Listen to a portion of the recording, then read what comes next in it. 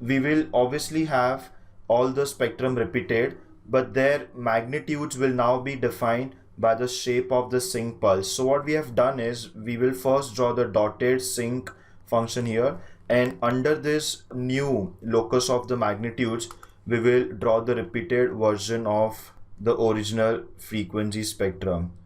So you can see that all this new version of the frequency spectrum will be highly distorted. The one which we draw in the place of third spectrum, you can see original magnitude might be positive, but when it gets multiplied by the sinc function, it will become negative in some portion and will remain positive in the remaining portion. So you can see that the second and the third frequency spectrum, they undergo very high distortion due to this multiplication by the sinc function, whereas the first spectrum will also undergo a little bit of distortion, but it will be very less compared to the second and the third one. The main spectrum is the original spectrum, which is present around 0, which needs to be recovered always on the receiver side. And hence, even after the multiplication with sinc, which is the result of flat top sampling process or result of the practical sampling process in short, even because of that, my original spectrum is not under very high attenuation or high distortion, but that is only because we had shown the main lobe to be of very large width. This zero crossing takes place at 1 by tau, and hence only if tau is small, 1 by tau will be large, and only when 1 by tau is a large value, this 1 by tau will be away from the original spectrum and the distortion will be less. On the other hand, if tau is a large value,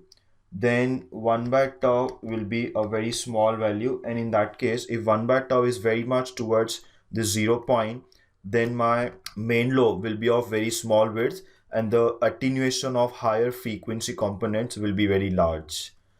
So this attenuation of higher frequency components which take place in flat top sampling is called aperture effect, and hence to keep the aperture effect to its minimum, the value of 1 by tau should be very large and hence tau should be very small.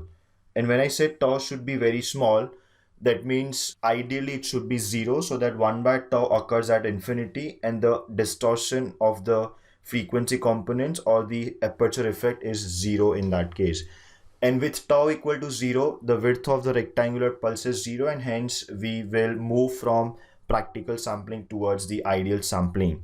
So in practice, tau cannot be 0, it can be made very small, and hence aperture effect can be kept to its minimum amount.